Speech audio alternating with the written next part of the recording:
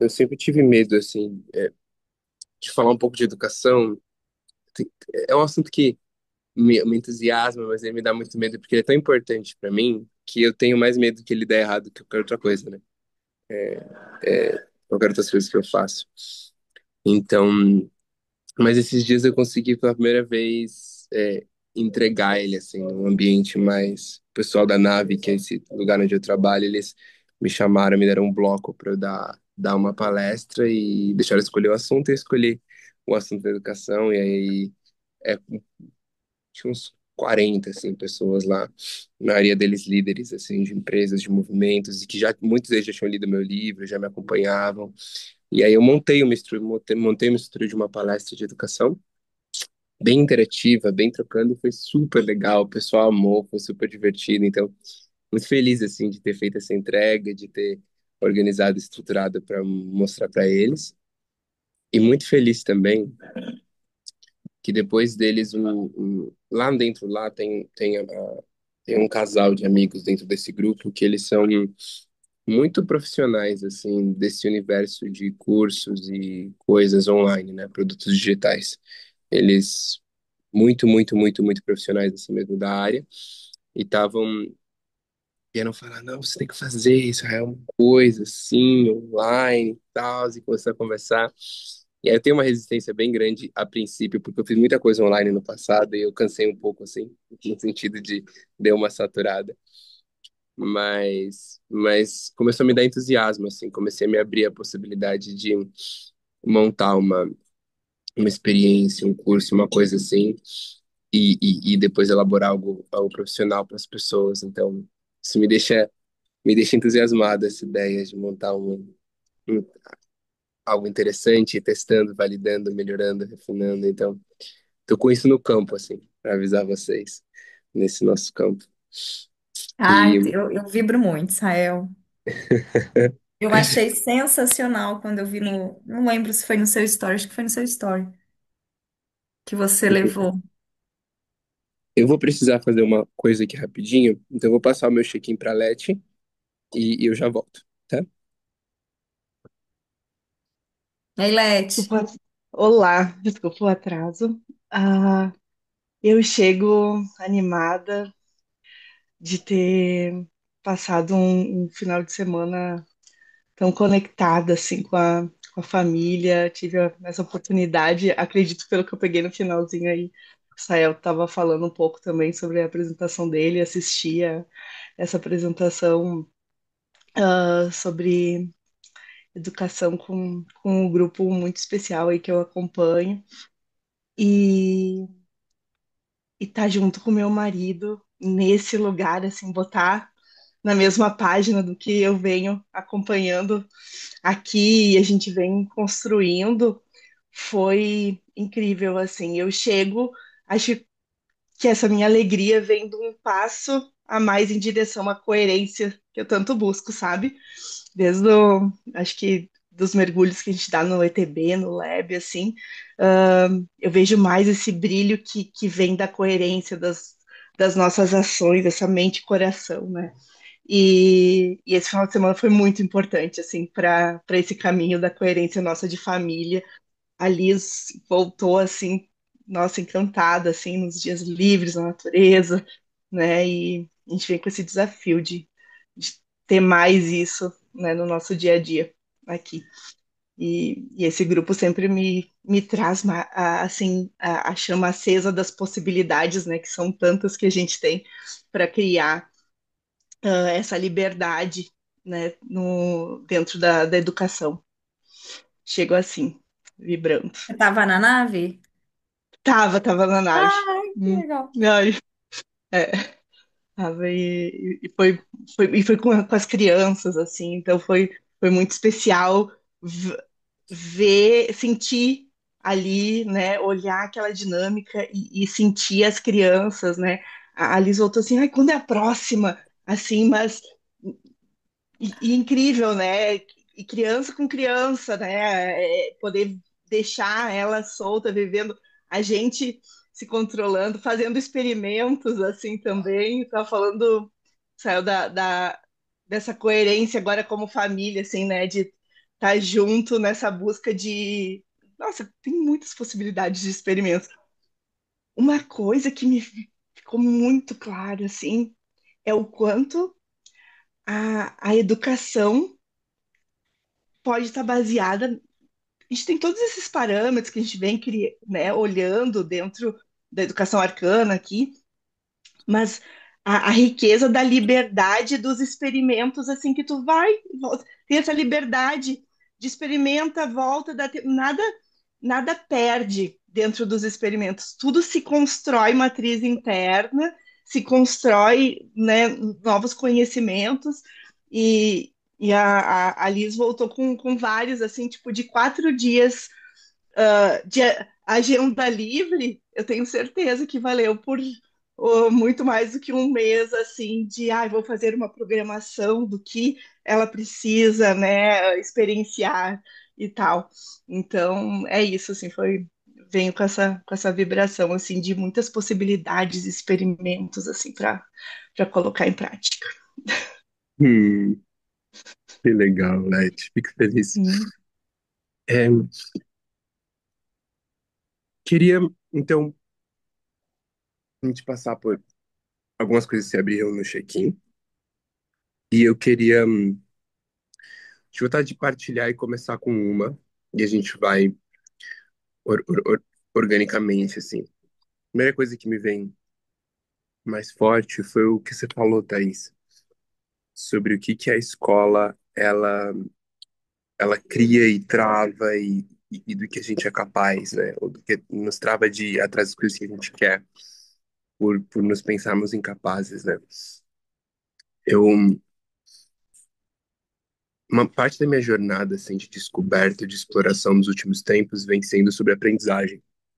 Como aprender mais rápido, como aprender o que eu quero, como isso não porque a aprendizagem é uma coisa, porque Israel, quero aprender um montão de coisa, que é tanta coisa que eu não preciso dar tempo numa vida só.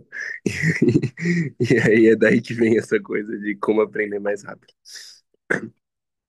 E, e quando eu era mais novo, assim, eu demorava bastante para aprender as coisas.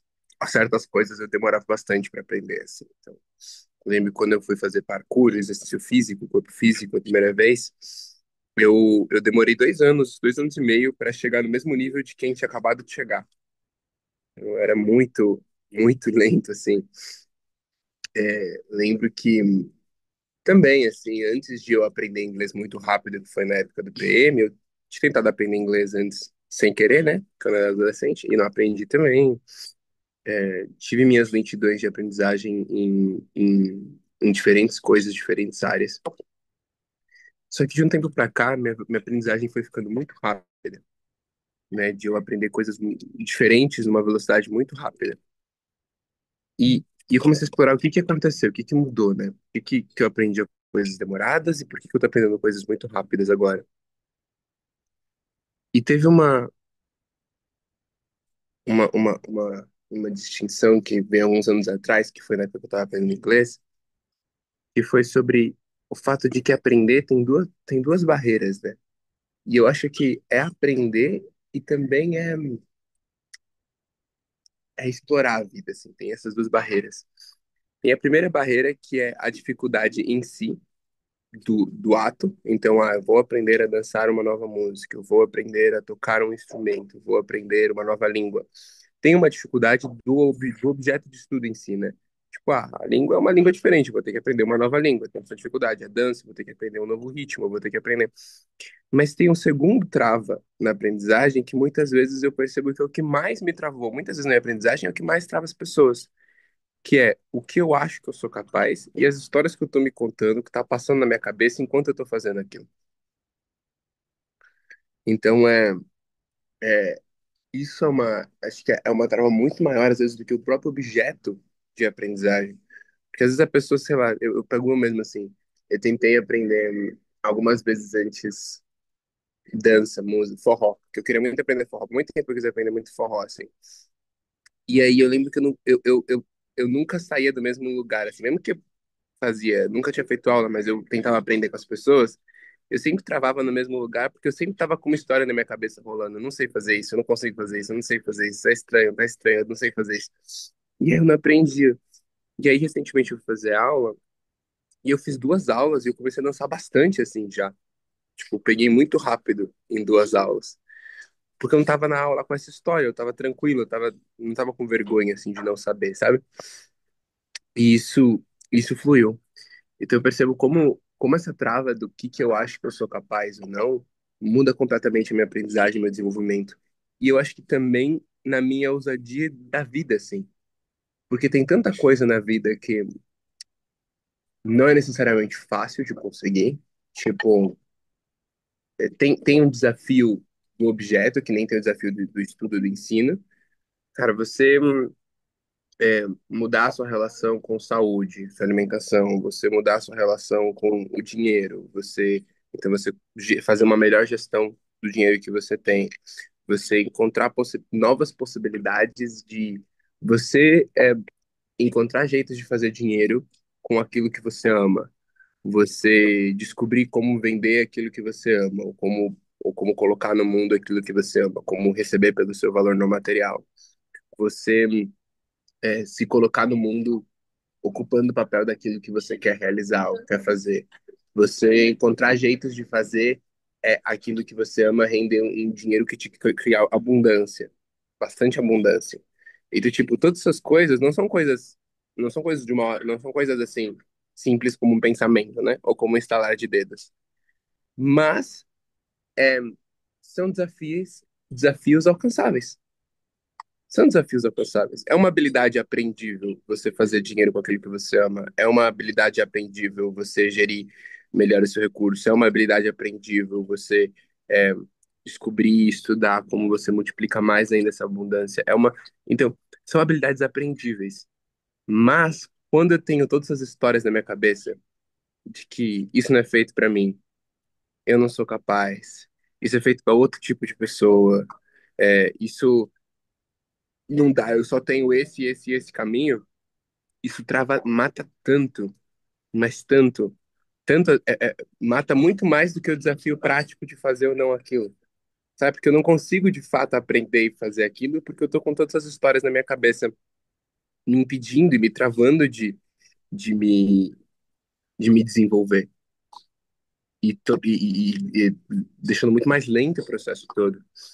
E aí isso fortalece para mim o quanto é importante o nosso papel como permacultor de crianças, a nossa responsabilidade pelo tipo de história, pela qualidade das histórias que a gente coloca e que a gente deixa ficar na cabeça das crianças, sabe?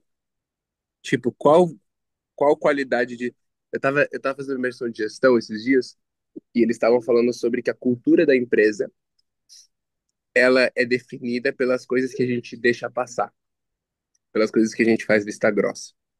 Tipo, numa empresa, num organismo, a cultura da empresa vai virando aquilo que a gente deixa passar. Então, se uma pessoa ofende a outra na frente de todo mundo, e eu, como líder, como gestor, eu não faço nada sobre isso, não tomo uma ação, então eu deixo passar. Então, essa vira parte da cultura da empresa. A gente pode fazer esse tipo de coisa, não tem problema. Então, eu penso também que parte da cultura, e aí vejo isso no Possibility também, né?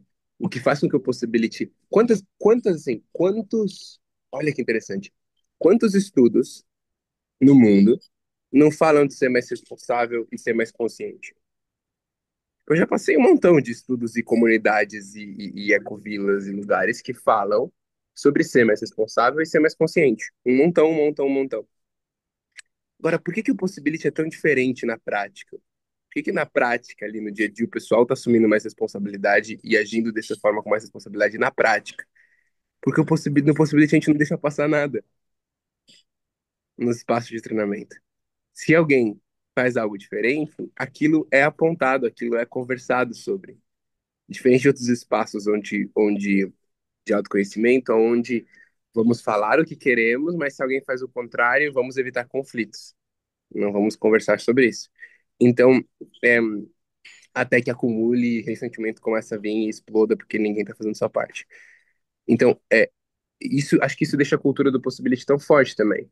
o fato de que ele não deixa, é uma responsabilidade pelo que ele deixa ou não deixa passar.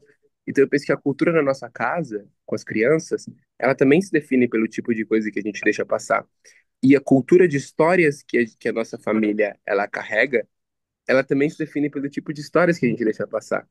Então, que histórias que a criança está carregando e que eu estou fazendo, não estou dando a importância tão grande que essas histórias têm, porque essas histórias elas definem o rancho de possibilidades que a criança vê, né? Então, se a criança fala, é, estou, ah, não, o mundo é uma coisa que só funciona para quem já nasceu rico. Sei lá, a criança chega em casa e fala uma coisa dessa. Que isso é um pedaço de tótem, isso é um pedaço de história. É, se eu deixo isso passar, isso vai estar matando possibilidades dessa criança para sempre até ele descobrir algo diferente, até ele mudar esse tótem ou essa história. Porque é muito sobre, né, se eu penso que, ah, não, é impossível fazer dinheiro com o que eu amo, fazer bom dinheiro, tipo, eu posso fazer o que eu amo, mas eu vou ter que viver com pouca grana. Então, se eu tenho essa história, eu caminho pelo mundo procurando por isso. Eu não procuro outras opções. Eu não estou enxergando outras opções. E se eu ando com a história de é possível, então eu ando por aí procurando os jeitos de fazer isso acontecer. Não garante que eu vou conseguir, mas garante que eu vou estar mais aberto a perceber as oportunidades para isso. Porque a gente não vê oportunidades, a gente não está procurando por elas.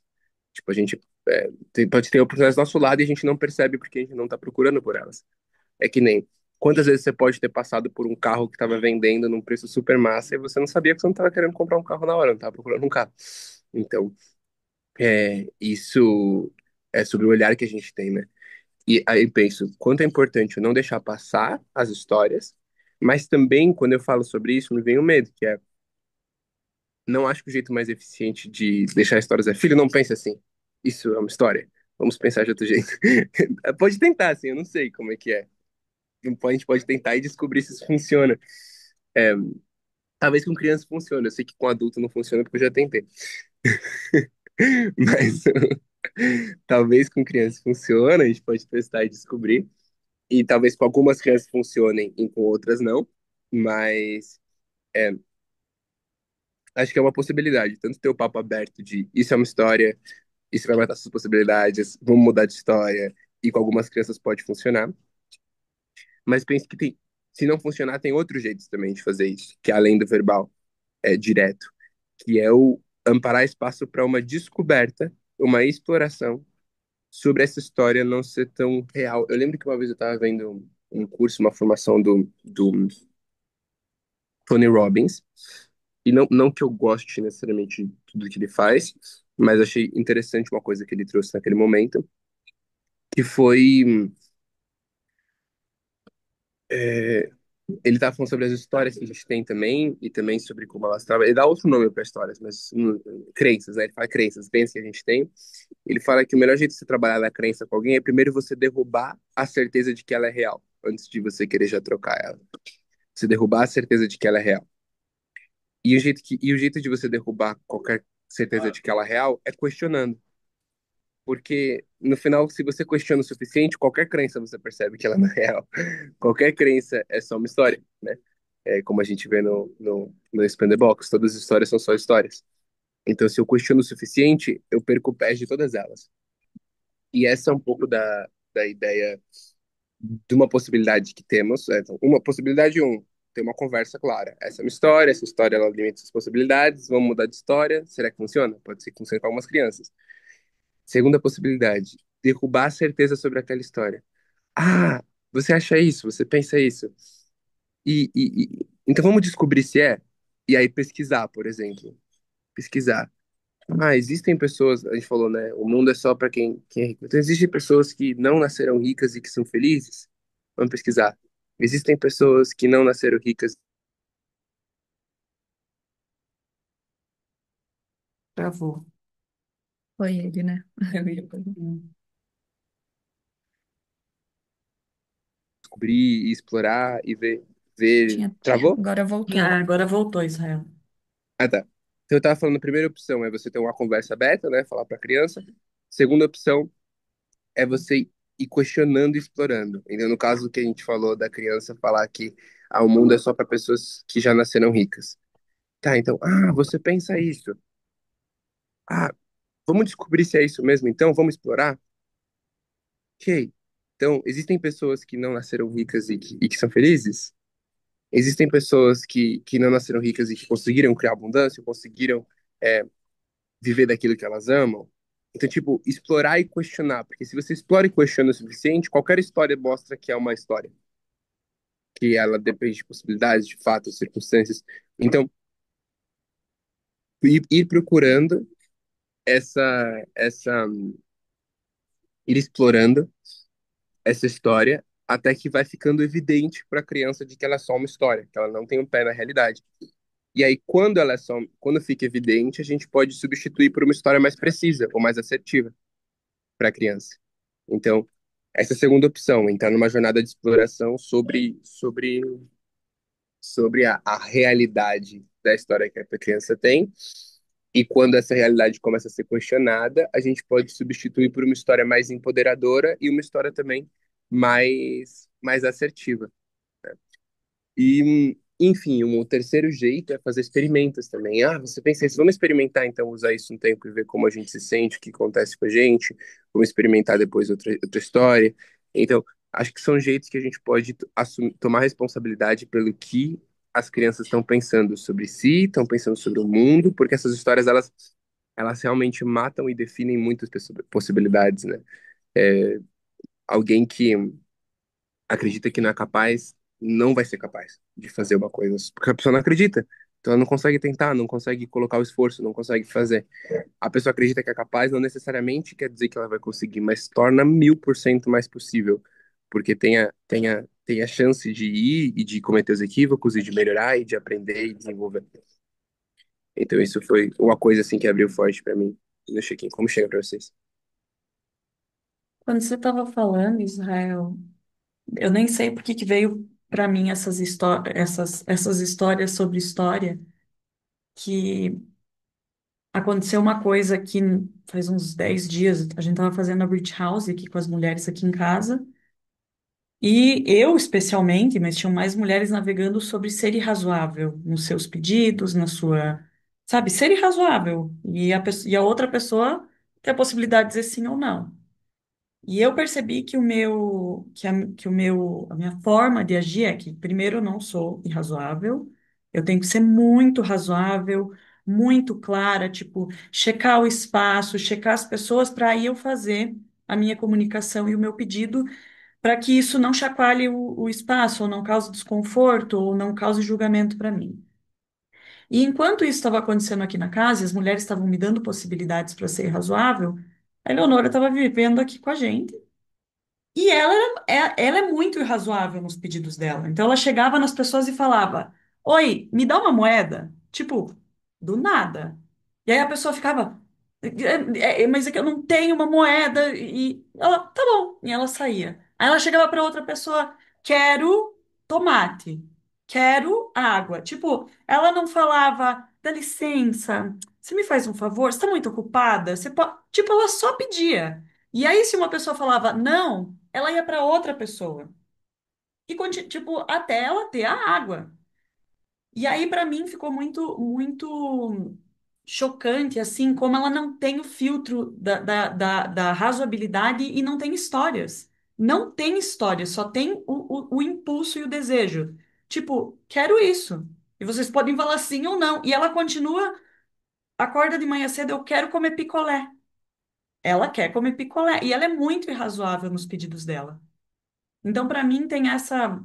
Me conectou com isso que você está falando, Israel, sobre as histórias, como ela não tem histórias e como eu posso muito bem, com um filtro da educação ou de adequação, querer ensinar minha filha que não é ok os pedidos que ela está fazendo, ou que é mal educado, ou que é inadequado, ou que. Como assim vai pedir uma moeda para outro adulto? E o que eu estou experimentando é checar como o outro adulto reage para que ela possa continuar fazendo os pedidos dela e continuar sendo irrazoável dentro dos 3 anos de idade dela, claro, sem ela ser ofensiva, mas para ela continuar pedindo. Então, Eu percebi isso e percebi como eu tenho medo de como chega para o outro adulto. Tipo, ai meu Deus, o que que ele vai achar da minha filha? Não, Eleonora, você não pode pedir isso, porque é. Você não pode sair pedindo uma moeda para todas as pessoas. E aí eu mesma achei com a minha história, tipo, por que que ela não pode pedir uma moeda? Se o outro adulto é adulto e pode dizer sim ou não para ela. Então a primeira coisa que me veio enquanto estava partilhando Israel era isso. E a outra coisa que é sobre uma história minha que eu percebi que eu tenho sobre mais uma camada da história sobre o que é ser mãe e sobre o que é ser mãe nesse contexto da minha filha não ir para a escola. Então, semana passada teve um dia, na quinta-feira, que ela não que ela é muito interessante, porque um dia antes eu tava tipo, cara, amanhã ela não vai querer ir pra escolinha brincar, ela não vai querer. Tipo, eu tinha essa certeza no meu corpo. Ela acordou, a primeira coisa que ela falou, eu não quero ir pra escola hoje. E aí eu falei, ok, já olhei minha agenda, eu falei, olha, mãe, tem uma reunião, tal horário, tal, tal, tal, mas é ok, você pode ficar. E aí ela ficou, eu manejei com ela. E depois do almoço, ela estava muito cansada, com muito sono. Eu botei ela no carro, estava na minha mãe, botei ela no carro, ela pegou no sono. Quando eu tirei ela do carro, ela acordou e ela não queria mais dormir. E aí eu fiquei lutando um tempo, buscando a linha tênue do quanto insisto e funciona, tipo, isso aqui, se eu insistir, ela vai dormir porque ela tá cansada, e o quanto virou, tipo, uma guerra. Ela vai dormir porque eu defini que ela tem que dormir. Então, passou da linha, eu percebi que eu perdi a paciência, o space holding, e aí, depois de um tempo, ela pediu, mãe, eu não quero mais dormir, eu quero assistir um desenho. E aí eu coloquei o desenho, e aí eu sentei bem aqui, sentei e ficou passando mil coisas assim pra mim de, nossa, que merda de mãe que eu sou, porque ela não dormiu, ela deveria ter dormido. Eu perdi a paciência com ela e agora ela tá assistindo desenho. E aí de repente quebrou uma história pra mim que, cara, eu precisava de espaço. E eu era a única space holder dela. E a melhor coisa que eu podia fazer por ela e por mim era tipo, cara, assiste 5 minutos de desenho e eu venho aqui me regular. E aí eu percebi como eu tenho histórias sobre o que é ser mãe, o que é o que é explorar com ela, que é tipo, cara, tem que ser todo dia extraordinário, montessoriano, Waldorf, na natureza, e tipo, assistir desenho é o fim, eu vou deformar a cabeça da minha filha. Então também percebi como eu tenho histórias e como essas histórias, tipo, me pressionam e não me dão outras possibilidades. Então eu não quero aqui nem justificar e nem dizer é certo, é errado, é só que, cara, não era uma possibilidade para mim fazer isso. Para mim, a possibilidade era ficar ali com ela no espaço, fazer propostas e, ai, agora vamos brincar, ou agora vamos ir para a natureza. Eu não tinha espaço interno para levar minha filha para uma exploração. Era isso que estava acontecendo. E foi, acho que, a primeira vez que eu tive essa decência e integridade comigo, que foi, para, porque não tá ok para você. Então, para mim, tem essa camada de também exploração que eu tenho feito, que é como atender as minhas necessidades também, enquanto atendo as necessidades da minha filha. Porque muitas vezes eu coloco as necessidades dela acima das minhas tipo, me machuco, me maltrato mesmo, e, e o espaço fica pobre. Fica pobre porque vira sobre fazer certo com ela. Então, eu nem sei por que que eu tô contando isso agora, eu só senti que eu tinha que trazer essas duas coisas para o espaço. Gratidão, Camille, por partilhar. Muito legal tudo que você falou sobre a coisa de não ser razoável, né? De não ser, de ter os pedidos. E acho que é muito importante a gente olhar quanto é importante para a gente zelar por isso, porque muitas da criança ela é assim livre e em algum momento se perde durante a infância isso. Não é incomum que isso aconteça. Então, é esse nosso olhar de como a gente continua zelando por isso, sabe? Como a gente zela por isso e tá no time dela para ela continuar sendo assim, mesmo quando é, algum colega zoar ela ou caçoar ela por causa disso, mesmo quando algum outro adulto repreender aquilo, mesmo quando, sabe? Então, muito legal isso, e muito valioso isso. E eu queria levantar duas coisas só com o que você falou antes, agora que você acabou de falar. Primeiro, você usou a palavra não era uma possibilidade. E a gente combinou, acho que no primeiro encontro de todos, que a gente não usaria a palavra impossível nem não é uma possibilidade, porque ela mata opções. Então, existiam muitas outras possibilidades que você ainda não viu, ou que talvez nenhum de nós aqui veria, ou algum de nós veria, ou não. Mas existem mais possibilidades e aquela foi a que você escolheu no momento. E acho que essa é uma história que nos dá mais poder sobre o que a gente pode sempre inventar e descobrir e explorar. Eu gosto muito da. Acho que tem algumas portas que se abrem bem interessantes, né? Tem um conceito que eu gosto muito, que eu já comentei aqui, eu acho, e, mas que ele é mais legal ainda se ele é em conjunto com uma outra coisa. Então eu vou trazer as duas coisas. O primeiro conceito que é o da ultraparentalidade, ou ultramaternidade, que é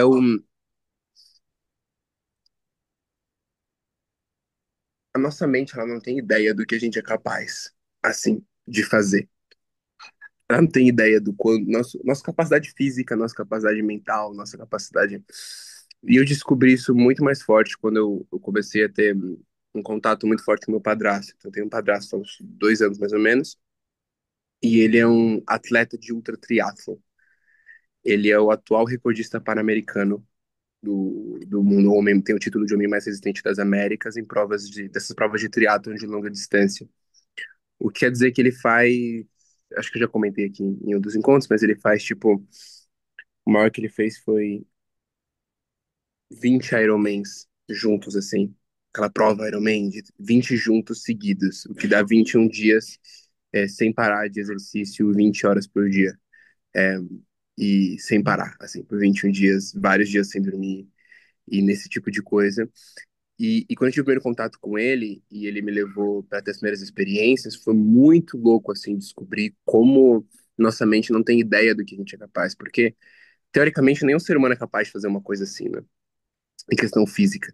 Mas quando você trabalha com as histórias que você tem na sua mente sobre o que você é capaz, o seu corpo ele vai desbloqueando novos espaços, num nível quase que, assim, não se sabe qual é o limite ainda do ser humano, sabe, em questão física, porque até agora ninguém bateu nele, e as pessoas continuam indo, né? O atual recordista mundial fez 50 Ironmans seguidos em 40 dias, então é bizarro, assim, essa exploração. E E aí eu lembro que eu tive experiências com ele que foram. Eu nunca tinha corrido na minha vida, né? Nunca tinha corrido, nunca tinha feito nenhuma corrida. E aí no começo do ano, há uns 2 anos atrás, eu tinha feito uma corrida de 1,5 km. E eu caí 2 vezes no meio da corrida, no chão. E cheguei com o baço doendo. E falei, meu Deus, corrida não é pra mim, né? E aí depois do meu aniversário ele veio e me levou de presente pra correr. Grande presente, né? 10 quilômetros. E eu sofri, morri, assim. Foi muito difícil, muito desafiador. Mas eu aprendi uma lição muito forte, porque eu tava correndo nesses 10 quilômetros e tinha uma hora que eu tava meia hora, assim, na minha cabeça, pensando, eu não consigo dar mais um passo, eu não consigo dar mais um passo, eu não consigo dar mais um passo. E ele falava, não para, não para, eu não consigo dar mais um passo, eu não consigo dar mais um passo.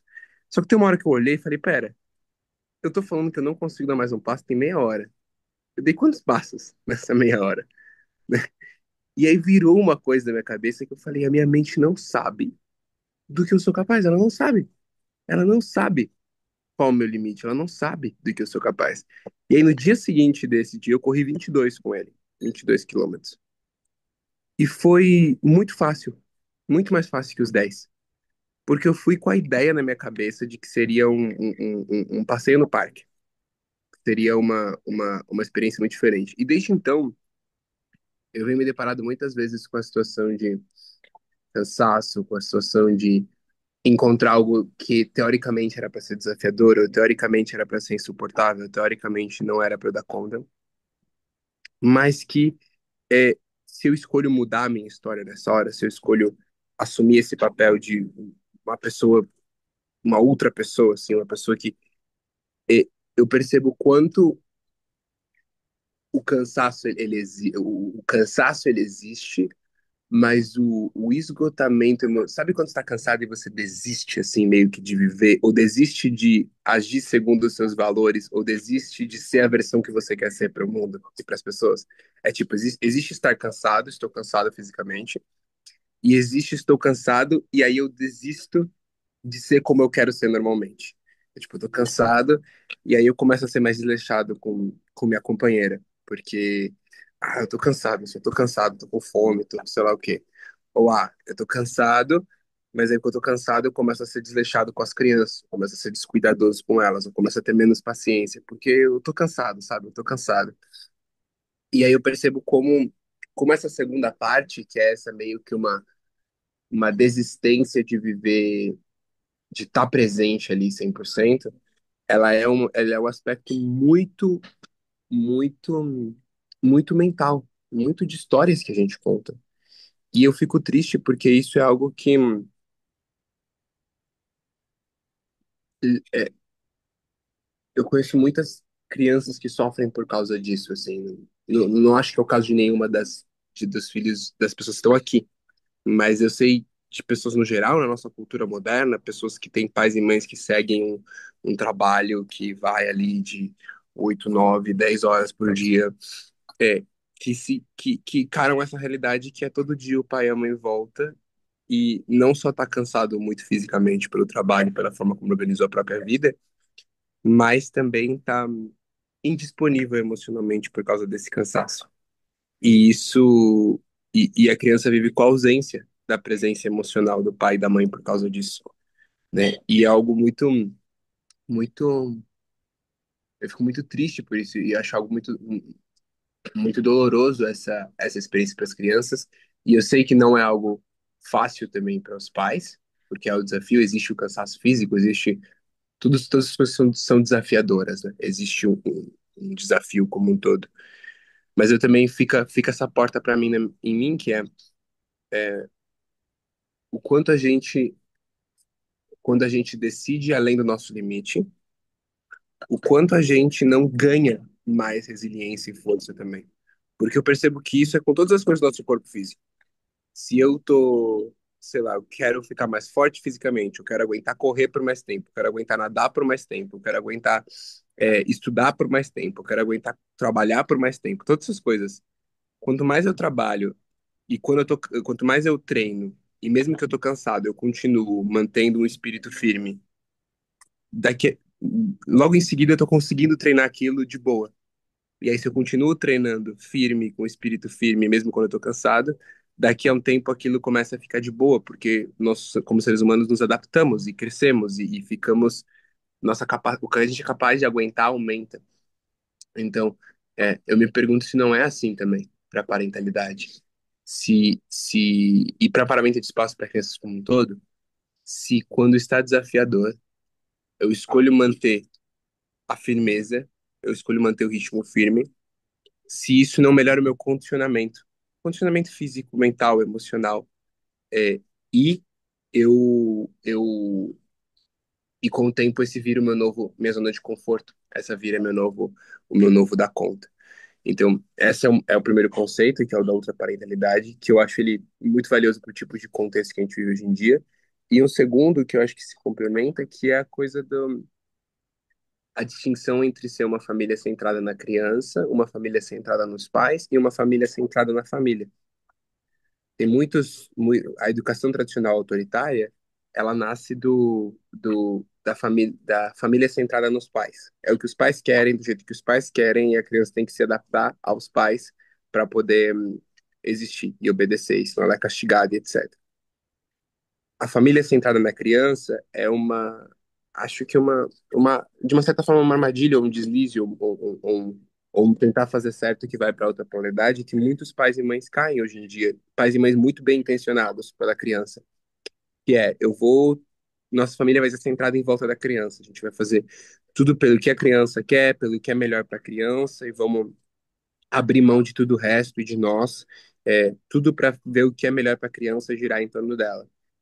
Só que isso não acho que é a experiência mais deliciosa para a família como um todo, para a família como um conjunto. E acho que se não é a experiência melhor para a família, também acaba não sendo a melhor para a criança. E acho que existe essa outra possibilidade, dessa outra distinção, que é ter uma família centrada na família. Ou seja, que opções a gente pode tomar que é melhor para a família. Então, eu penso nessa situação que você falou, Cami, né? É, que opção poderia ter sido tomada naquela hora que não era uma opção melhor para ela, não era uma opção melhor para você, mas era uma opção melhor para a família. Então, tipo, agora como família, que inclui nós duas, é, não vai ser uma aventura, não vai ser correr, não vai ser jogar pro alto, não vai ser, mas vai ser fazer um chá e assistir um desenho que eu, Cami, quero assistir também, sabe? Tipo, eu quero, nossa, como era aquele desenho mesmo da Matilda que eu assisti quando era pequena, eu quero reassistir, sabe? E tomar um chá e estar ali abraçadinhos juntos, tendo essa experiência. Ou vamos fazer um chocolate, um doce junto, filho, porque é o que eu quero fazer. E você tá levando, não é o que ela pediria para fazer, não é o que ela falaria para fazer se você falasse, mas é o que você quer e que você leva ela junto para fazer. Então, eu acho que a distinção que eu trouxe prévia da ultraparentalidade, sozinha, ela pode ser danina porque ela pode cair no lugar da família centrada na criança. Que é, eu vou abdicar de mim, vou entrar nessa ultraparentalidade, de aumentar meu condicionamento só para fazer tudo pela criança. Mas eu acho que ela é uma distinção que se complementa bastante quando a gente junta nisso, que é como eu posso usar a minha ultraparentalidade para cada vez mais aumentar a resistência do que eu dou conta, mas para ser tomar decisões de uma família centrada na família, que é fazer as coisas que eu quero. E eu acho que o estar com uma criança fica muito mais divertido.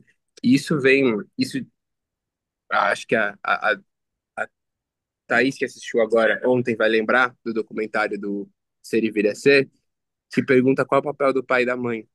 E aí ela fala que é, além de preparar a criança no sentido para ela sentir confiança de que ela pode aprender o que ela quiser, ela fala que é mostrar os meus gostos para ela.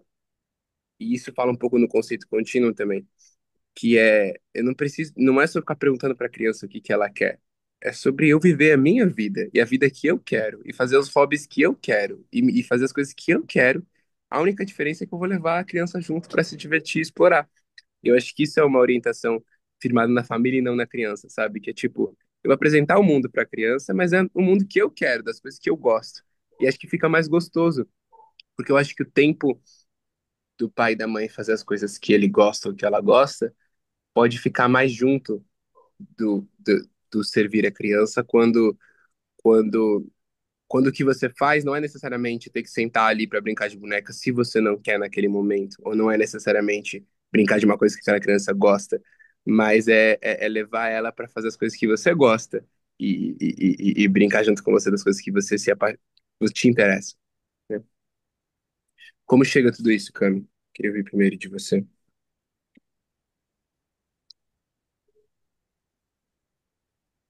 Tem uma parte minha que tem medo e raiva, é, tipo, de me colocar na pressão de novo, assim, de ouvir o que você falou como sendo o certo. E é uma possibilidade. Ou várias, do que você trouxe são várias possibilidades. E, e eu acho que o que fica para mim é realmente reforçar a humanidade, a minha humanidade, né? De estar amparando espaço para uma criança é, mais sozinha, assim, sem a presença do meu marido. E é isso, assim, primeiro que eu acho que quando eu quis falar não era uma possibilidade para mim, eu não vi essa possibilidade. Ela não estava no meu mapa. E aí, de repente, ela passa, tipo, uau, tem uma porta aqui. E eu entendo o que você quer falar para não usar essa, essa, essa frase. Gente, vocês estão escutando grito de cachorro? Não. Não, não. Ah, é, eu entendo o que causa no espaço.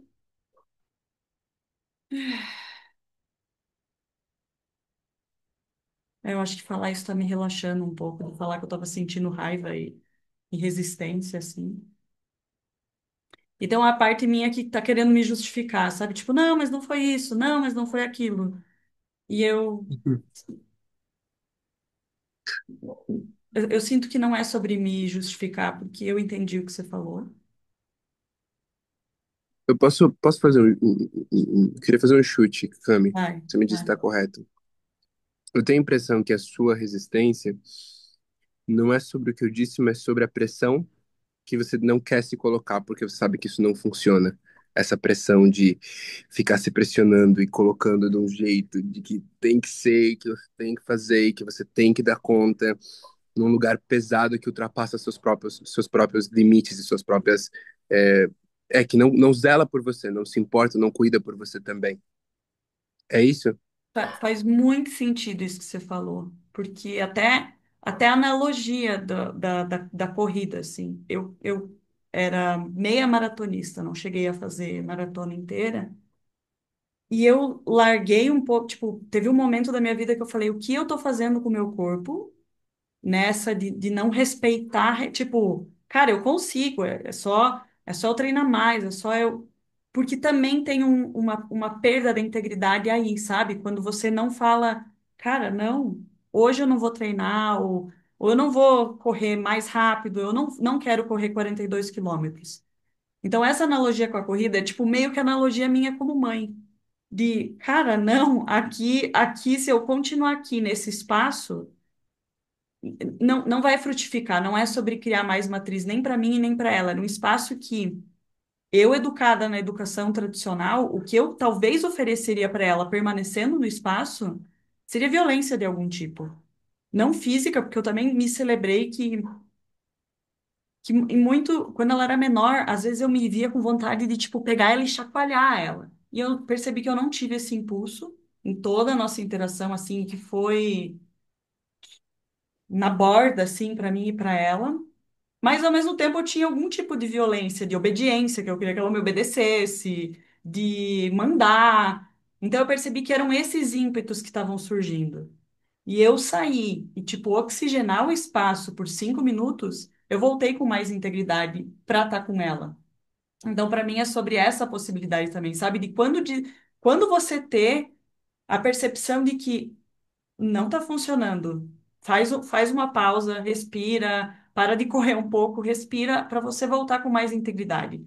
Porque é isso, eu sei o que eu quero ser como space holder dele, eu sei o que eu quero proporcionar como space holder. E quando eu vejo que eu não consigo, cara, o que tem disponível aqui para mim, sabe? Tem outro adulto para trocar space holding? Tem uma outra atividade, tem quais são as possibilidades que tem aqui? E provavelmente eram mais do que as que eu escolhi.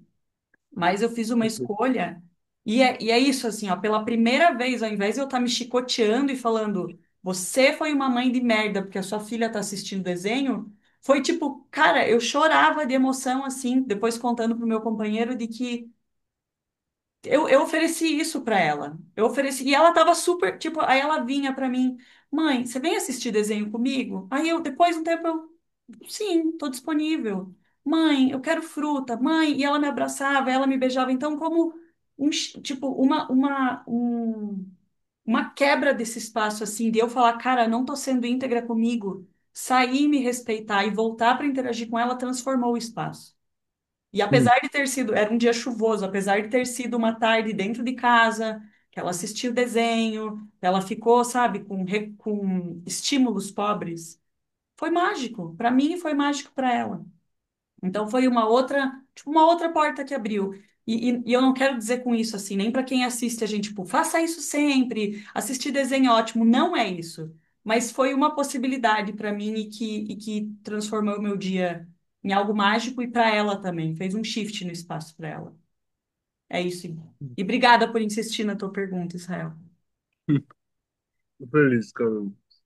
Tem um, no, no momento eu tava falando um bip para o que você fez naquele momento, mas eu tô trazendo a reflexão para um campo maior, para outras pessoas e para outras circunstâncias, porque eu acho que ela abre pensamentos e abre oportunidades de a gente refletir valiosas. Então, como eu mesmo falei, né? Poderia ser, por exemplo, Filha, vou botar esse desenho aqui pra você assistir, que é um desenho que eu acho legal. Vou preparar um chá, volta a gente assistir junto. E eu acho essa uma programação extraordinária. Eu acho uma programação extraordinária. Eu adorava também fazer uma coisa assim comigo quando era pequeno. Então, é, acho que a única fator importante é você escolher o desenho, né, hoje em dia. Mas com exceção disso, não foi um bip sobre a coisa, mas eu acho que algumas coisas ali revelam algumas coisas pra gente explorar. Uma coisa que eu queria bater de novo ponto, Cami, não falando sobre o que você fez, mas sobre esse aspecto específico, que é, você falou tem uma coisa que acho que é uma possibilidade que é importante manter essa clareza de que é possível você fazer desse jeito ultra que ultrapassa seus limites e que desbloqueia um novo potencial e que sem ter a pressão.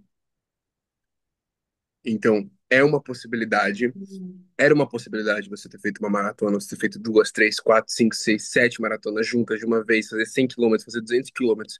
Era uma possibilidade de fazer isso sem colocar nenhuma pressão e sem ultrapassar, no sentido, sem ferir a você mesmo, sem tá se machucando, sem. O seu corpo é capaz de muito mais do que você pensa, do que a gente pensa, do que a gente acha, nosso corpo como um todo. E nós somos capazes de muito mais do que a gente pensa. E, e, e pressão é o jeito menos eficiente, eu acho, da gente desbloquear essas coisas. Porque quando eu falo você expandir seus limites, não é no lugar, vamos expandir nossos limites e vencer aqui, e conseguir, vai, olha no espelho, filho da puta, você precisa ir fazer acontecer, sabe? Se xinga dentro e se. Não, não acho que. Não é esse jeito. É o contrário. É o jeito relaxado. É tipo, vou fazer aqui do jeito mais relaxado, tranquilo, em paz possível. Então, tipo, eu vou ultrapassar completo, eu vou destruir o meu limite, eu vou ir 10 vezes mais que o meu limite, mas eu vou fazer isso, sabe, tipo, em paz, relaxado, sem ficar me noiando, me colocando. E eu quero determinar isso, que essa é uma possibilidade e que a gente vai ser mais eficiente de ultrapassar os limites e que é valioso a gente saber que é uma possibilidade, porque se a gente quiser, a gente ter isso, né? Essa foi a experiência que eu tive com a corrida, naquele dia, os 10 km que eu fiz, foi muito difícil. Foi, nossa, e era isso, né? Eu encarei como um desafio. Eu tinha 3 meses antes corrido 1 km, tinha caído duas vezes e chegado morto em casa. Eu falei, nossa, vai ser o maior desafio da minha vida. Então eu fui enfrentando, querendo um desafio e foi o que eu tive, né? No segundo que eu fiz 22 km no dia seguinte. Eu fiz é, muito. Ele falou assim pra mim, quando antes de começar, né? Ele falou pra mim: olha, tem uma coisa que vai ser muito importante você conseguir fazer, que é encara como se fosse um passeio no parque. Não encara como um desafio. Encara como se fosse um passeio no parque. E aí eu fui com essa ideia, assim, um passeio no parque, um passeio no parque, olha que bonito, olha que gostoso. E aí isso mudou. E eu percebo como isso muda a interação. Eu tive ontem uma experiência forte com isso também. Ontem não, esses dias na nave que a gente tava, teve um dia que decidiram fazer banheira de gelo de manhã. Banheira de gelo, assim, é tipo, água, sei lá quantos graus aquela água tava, muito baixa, assim. E, e eu sempre fui alguém que, assim, eu não tomo banho gelado, eu não vou, eu vou pro praia, pro rio, eu demoro 20 minutos pra entrar na água, porque sabe, fica enrolando, você não quer ficar na água gelada. Então eu tenho essa coisa, assim, e eu fui um dos últimos a entrar, porque eu era parte da equipe. E o pessoal entrava, gritava, né, tipo, ah, ah, gritava assim, porque um gelo que dói o osso dentro, assim, é uma experiência bem diferente. E ficar 3 minutos lá dentro. E aí a gente chegava, que focava, conseguia fazer, mas foi diferente para várias pessoas. Mas é um jeito de encarar, né? Chegar com essa tensão e essa firmeza. E, e aí eu fiquei muito na minha cabeça isso.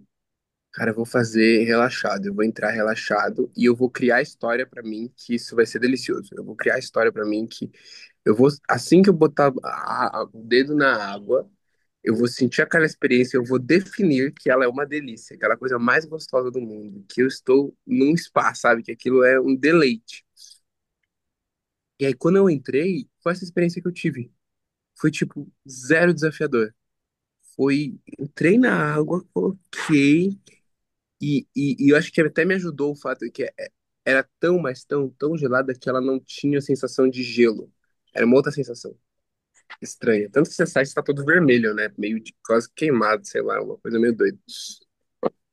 E aí, entrei, e a experiência que eu tive foi, assim, quando eu botei, eu falei, é uma delícia, é uma delícia. E aí foi tranquilo, eu passei os 3 minutos, assim, como se eu estivesse no spa. Foi tranquilo, olhando em volta, curtindo, relaxando, depois mergulhei a cabeça. Foi muito diferente, assim. E isso me reforçou quanto eu posso encarar os desafios, não do jeito da pressão, mas do jeito super relaxado, sabe? Então é isso, tipo, estou cansada, preciso encontrar uma possibilidade. Não é, Israel, você precisa achar uma possibilidade, senão você vai estar sendo uma má pessoa, uma má... Porque isso não funciona, né? De que a gente vai se bater, né? A gente não merece apanhar, assim, de nós mesmos. Então não é assim, você precisa dar conta. É tipo, nossa, estou cansado. Ok. Que possibilidade eu tenho agora, considerando o meu cansaço, que faz sentido pra mim? Sabe? E aí o meu emocional, ele continua muito bem, porque ele tá relaxado, mesmo nisso. Ô, Israel, você falando me veio clareza de um elemento sobre isso, que é meio que qual é a motivação que está por trás do tipo, Eu ia falar isso, anotei aqui. tanto no caso, vamos pegar da corrida, quanto sobre eu amparar espaço para minha filha. Para mim é essa a chave, sabe? É tipo, por que que eu quero correr? Não tem, eu conseguiria correr, eu tenho essa clareza também. Mas a motivação que eu tinha na corrida era tipo, eu tenho que matar pau, eu tenho que correr mais rápido, eu tenho que performar, porque eu tenho que N histórias. E a mesma coisa com a Eleonora. Então, o que estava me sustentando naquele espaço? Ah, eu tenho, porque senão eu vou traumatizar ela, porque senão eu vou mil histórias. Então, eu acho que não é a coisa que é feita em si, mas a motivação que estrutura a tua escolha. Tá muito consciente da motivação que está por trás da escolha. Nossa, Sim, eu quero escolher uma. acrescentar, sim, sobre Pode essa falar, Adri. fala. Eu já estou há alguns minutos rodando isso na minha cabeça. O que me leva a, a trocar a história para eu poder conseguir fazer algo a mais sobre aquilo, né? Então, essa motivação, esse propósito, é, e para mim é essa a raiz. É, qual é o real propósito de eu querer fazer isso? Será que é o medo de não performar enquanto mãe? Será que é um medo de não ser uma boa mãe e por minha causa, por esse momento somado a vários outros em que eu fui uma má mãe? Vou causar traumas, vou causar uma vida difícil, uma vida ruim, uma vida pior daquela que eu desejo, daquela que eu quero, né, para os meus filhos, para minha filha, no seu caso. Mas também tem uma outra coisa que eu não sou só mãe, né? Às vezes você estava querendo, o seu propósito para aquele dia era fazer uma outra atividade, né? Talvez de trabalho, algo que te motiva também a estar aqui no mundo, né? E o medo de não performar estava te tirando desse centro, dessa motivação de também querer produzir algo para o seu trabalho, para uma outra atividade de você pessoa, né? E não só de você mãe. Então, eu acho que esse propósito ele precisa estar muito claro, né? Senão a gente performa com raiva, que é isso que o Israel trouxe. Assim, a gente performa na base do ódio. Eu tô fazendo, mas eu tô fazendo, eu não tô brincando de casinha, mas eu tô brincando de casinha na base do ódio, que eu não queria estar aqui. Mas eu preciso performar, preciso fazer essa criança ser uma adulta sem trauma. Então, eu tô aqui para isso. Né? Então, de que lugar que eu tô fazendo isso também, né? Às vezes deixar o desenho, aqui no meu caso, que são crianças um pouco maiores, deixar o videogame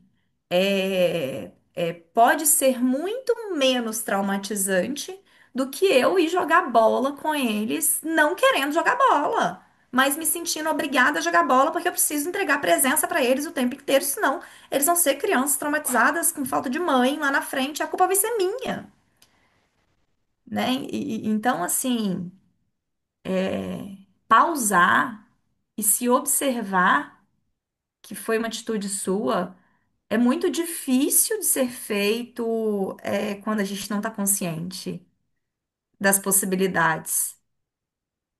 E tendo um pouco mais de consciência dessas possibilidades, pausar e observar o que realmente está vivo ali, quais são as motivações que me levam a fazer, tomar aquela atitude ou fazer aquelas escolhas perante as possibilidades que eu consigo enxergar, é realmente muito digno. Então, é um pouco disso aqui que eu queria trazer, observar esses medos que a gente tem de não traumatizar nunca, né?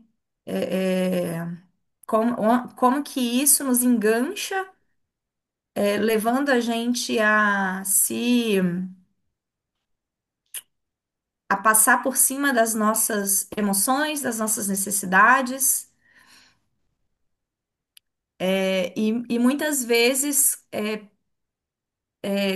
trazendo histórias piores, experiências piores do que se a gente estivesse mais conectada conosco, assim, com aquilo que realmente vibra em nós de fazer naquele momento, né? Então é um pouco disso. Eu queria também falar um pouquinho sobre o que a Thaís trouxe, sobre o medo dela de estar nesse espaço e de Dri, não. deixa eu só Ah, trazer uma coisa rapidinho antes, tá, tá, pra tá. sobre isso, bem rápido, que foi muito valioso o que você falou, Dri, você falou, Cami, porque acho que elas deram mais, sempre foi, eu sempre achei o assunto da ultraparentalidade um assunto muito valioso, de desbloquear essa possibilidade, mas sempre um assunto muito sensível de tocar. E acho que agora trouxe mais clareza de que a ultraparentalidade ela é uma distinção que só faz sentido se eu tô indo para a direção certa e se eu tô indo pelos motivos certos. Porque senão pode ser só um autoabuso, uma direção num caminho errado, né? Então é que nem a corrida, né? Também correr só faz sentido se eu tô fazendo pelos motivos certos e na direção certa. Correr na direção errada não adianta de nada. Posso correr o quanto eu quiser, que eu não vou chegar a lugar nenhum porque eu não tô indo na direção certa. E se eu não tô indo pelos motivos certos também, então qual é o sentido, sabe? Então acho que é isso, né? Fazer a ultraparentalidade pelos motivos de performar para fora, ou para as histórias, ou para os conceitos que eu tenho, não faz sentido. Mas fazer uma ultraparentalidade simplesmente porque eu amo a criança e quero estar emocionalmente disponível porque eu quero, do jeito que eu quero, para oferecer um espaço que é um espaço seguro para ela, mas num contexto de família, né, centrado na família, não só centrado na criança. Aí é algo que faz sentido ter essa elasticidade, essa força emocional e psicológica com relaxamento. Pode falar, só queria salvar essa frase de que a tua parentalidade só faz sentido quando tá na direção certa e pelos motivos certos. Continua, Adri, o que você ia falar sobre a coisa da Thaís? Me perdi. Ai, Era perdi meu raciocínio. o medo da É Thaís o de... medo que a Thaís trouxe de não pertencer a esse grupo, de estar sendo, esqueci a palavra que ela usou agora, inconveniente. Acho que não foi isso, acho que foi outra palavra. É, mas eu gostaria de falar que eu estou muito feliz de outras pessoas estarem aqui com um propósito parecido ou igual, mesmo não tendo passado pela mesma experiência que nós passamos no ETB. Mas muito provavelmente ela passou, e eu esqueci, a Priscila também deve ter passado por outras experiências que são muito agregadoras, né? Eu sei que tem termos, que tem terminologias, que tem até modos de operar aqui nesse espaço que podem estar muito diferentes daquilo que a Thaís e a Priscila pode estar acostumada, porque são muito matrizes do ETB, dos labs, né? Mas que não são únicos, né? Não é o único jeito de trazer, de estar nesse propósito, de estar nessa caminhada da educação arcana, que é o nome que tem esse espaço aqui agora, né? Então eu celebro muito você e a Priscila estar aqui. Hoje acho que são só as duas, se eu não me engano, né? E é isso. Celebro muito. Tem uma outra parte que você falou que agora não está tão vivo, então eu vou passar a palavra na hora que eu me lembrar, eu volto aqui para falar, embora o nosso tempo também já está se esgotando, né? Ah, lembrei. Que é sobre essa coisa de levar ou não as crianças para a escola. Isso estava tão vivo na Camila e na Thaís. E para mim esse é um assunto muito forte, assim, eu tenho essa dúvida desde antes de ser mãe. E eu tenho uma formação na pedagogia, né? Então eu sou da educação há muitos anos. E desde criança eu sempre quis estar na educação. Era um sonho de criança ser professora e muitas brincadeiras minhas estavam envolvidas nesse universo. Eu tenho muita facilidade de aprendizado, como Israel colocou. Então, assim, esse é um universo muito familiar para mim, e as dúvidas que vocês trazem, elas são familiares para mim até hoje. E que talvez ela perpassa esse medo de errar. Quando a gente começa a adquirir esses conhecimentos sobre uma nova educação, uma nova parentalidade positiva, né? Tem tantos nomes aí. Educação empática, positiva, enfim, tem vários nomes que têm sido colocados. A gente tem tanto medo de não fazer o que foi feito com a gente,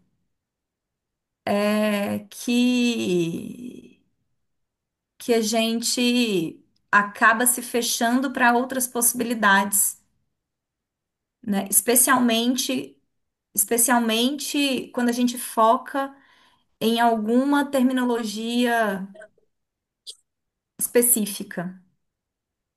Né? Então, eu tenho algumas formações aí em educação positiva e isso me fechou muitas portas, assim, quando eu fiquei enganchada, presa nela, né?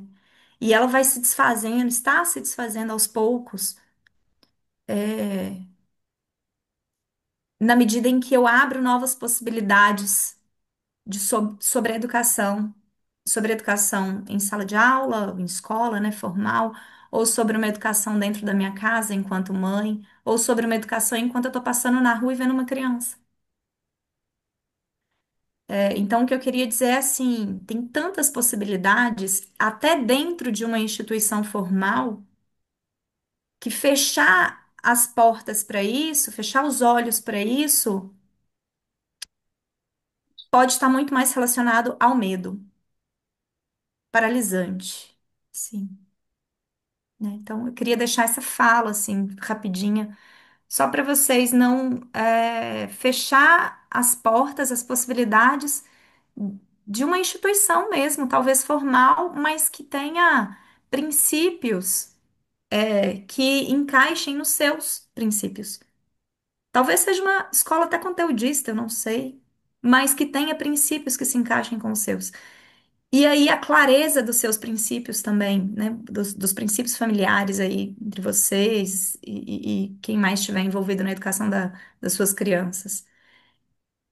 Talvez o passo maior seja esse. Quais são os meus princípios, os meus valores e aonde, qual é o lugar, quais são as pessoas que podem contribuir comigo para entregar esses princípios e esses valores. E talvez até ranquear quais são os principais ali. Acho que é isso. Gratidão, Senão a gente fica muito preso. Não, eu não posso levar para a escola de jeito nenhum, porque na escola vai ser um estrago na vida dessa criança de novo, para esse medo de errar. gratidão, Dri. Acho que é muito valioso isso, e cada vez eu tô ficando com mais vontade da gente fazer a escola, gente, juntos, a formal, desse outra forma. E acho que pra idade do filhote da Thaís chegar já vai estar pronto já. A gente precisa ir pensando nas possibilidades por enquanto pra filhota da Camille, como a gente faz com ela. Até, Eu já até... tive vontade de abrir uma escola também, Israel. Pouco antes da Ó, pandemia, eu cheguei a estruturar um projeto aí na prefeitura, mas eu acabei eu, te- desistindo. eu tenho uma proposta. Eu preciso ir agora, porque eu vou ter uma reunião agora às 11h30. É, mas eu tenho uma proposta. Vamos fazer o próximo encontro sobre isso? Vamos conversar sobre, assim, bater um papo mesmo sobre essa ideia da escola, como que tá, se é uma possibilidade de a gente fazer isso juntos, para quando seria, como cada um gostaria de contribuir com isso. Vamos bater um papo sobre isso. Acho que, mesmo que não seja assim para agora, a gente conversar mais sobre isso vai deixar essa possibilidade um pouco mais real, assim. É, Sim. vocês topam? Próxima segunda a gente falar sobre isso? Hum, próxima segunda eu viajo para TB, pro Lab. Você vai estar caminho leve durante o É, encontro. A eu não, gente vê se. mas eu vou estar em voo. Eu não sei ainda direito onde que eu vou estar, mas não sei A se eu coisa a estarei gente disponível. Vamos Qualquer ver. coisa a gente revê o horário, pra ver o horário que dê pra todo mundo que quer participar desse papo participar. Tá bom? Eu vou precisar ir pra outra reunião. Uma pergunta: quem pode fazer o resumo desse daqui? Teve tantas coisas legais que eu adoraria não perder, assim, escrito. Quem. Eu posso fazer, eu só preciso receber a transcrição para ajudar, assim. Se não, acho que não tem transcrição, mas aí você Não? faz Tá, o mas eu quê? faço. Com o link do YouTube, Cami, me manda o link do YouTube, eu consigo, eu tenho um aplicativo aqui que ele faz um resumo. Aí desse resumo eu mando pra Leti, a Leti pega, Tá, tá bom? Tá bom, já vou. tá bom. As Fechou. últimas vezes que eu não recebi a transcrição também, eu testei no Gemini. Se você joga depois Ah, no YouTube, eu joguei o vídeo do YouTube e ele fez um resumo. Perfeito. show. Maravilhoso. Tá bom. Tá. Mas lembra de antes de Olete, pegar eu o te resumo ajudo, tá? feito, Leti, foca no que ficou pra você. Hum, Foca Sim. primeiro tá. em escrever o que ficou pra você, Uhum, tá bom? tá bem. Beijo. Até mais. Beijo. Tchau, tchau, gente. Tchau.